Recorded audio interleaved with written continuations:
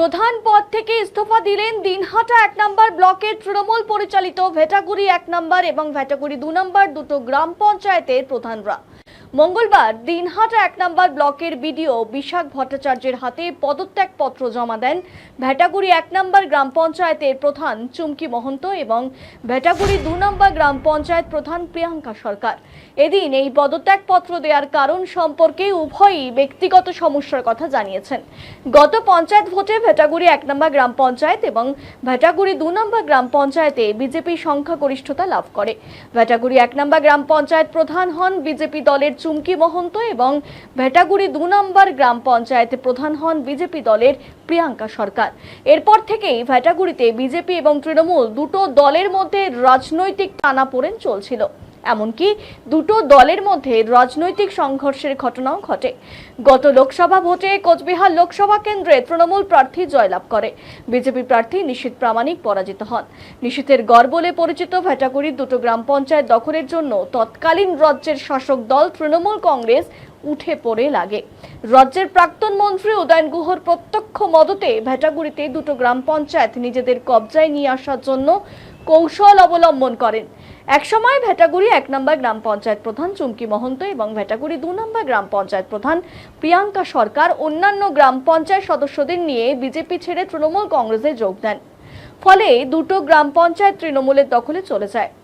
26-এর বিধানসভা ভোটের ফলাফল প্রকাশ হতেই ভেটাগুড়ি 1 নম্বর এবং ভেটাগুড়ি 2 নম্বর গ্রাম পঞ্চায়েত প্রধানরা গ্রাম পঞ্চায়েত অফিসে আর যাননি। এদিন দুটো গ্রাম পঞ্চায়েতে দুজন প্রধান তারা সরাসরি দিনহাটা 1 নম্বর ব্লকের বিডিও অফিসে আসেন। তারা বিডিও বিশাখ ভট্টাচার্যের হাতে পদত্যাগ পত্র জমা দেন। এ বিষয়ে ভেটাগুড়ি 2 নম্বর গ্রাম পঞ্চায়েত প্রধান প্রিয়াঙ্কা সরকার বলেন, ব্যক্তিগত কারণেই গ্রাম পঞ্চায়েত প্রধানের পদ থেকে ইস্তফা দিলাম। একসঙ্গে দুটো গ্রাম পঞ্চায়েত প্রধানদের পদত্যাগ করাকে কেন্দ্র করে রাজনৈতিক মহলে প্রচন্ড আলোড়ন সৃষ্টি হয়েছে। এবার কি তাহলে দুটো গ্রাম পঞ্চায়েতে নতুন করে প্রধান নির্বাচিত হবেন, নাকি প্রশাসক হিসেবে কাউকে নিয়োগ করে গ্রাম পঞ্চায়েতের কাজকর্ম চালানো হবে? এই নিয়ে প্রশ্নচিহ্ন উঠছে। তবে এই বিষয়ে দিনহাটা 1 নম্বর ব্লকের বিডিও বিশাখ ভট্টাচার্য কোনো মন্তব্য করতে চাননি।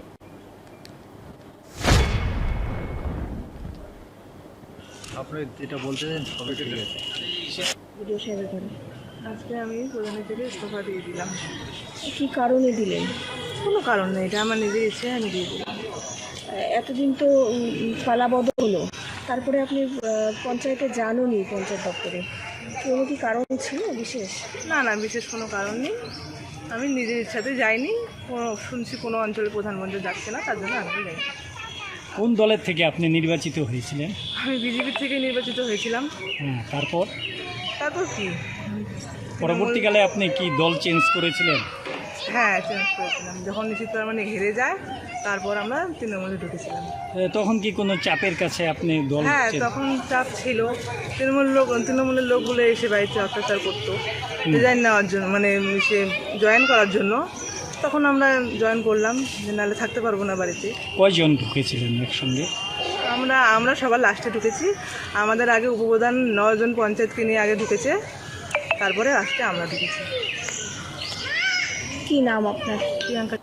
সদস্য 18 জন। তার মধ্যে কোন দলের কতজন ছিল?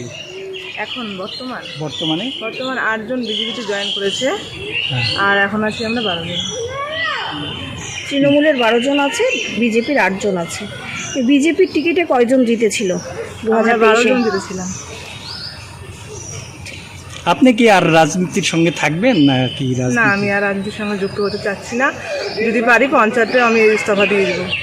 2-1 মধ্যে চেষ্টা করবো ইস্তফা দেওয়ার। কোনো চাপ আসছে? না, কোনো চাপ নেই। এটা আমার মানে নিজের শারীরিক অসুস্থতার জন্য আমি ব্যাঙ্গালোর যেতে পারি, তাহলে তো আমি অঞ্চলে আসতে পারবো না কিছুদিনের জন্য। এর জন্য আমি দিয়ে দিচ্ছি। আমাকে ডাকলে না।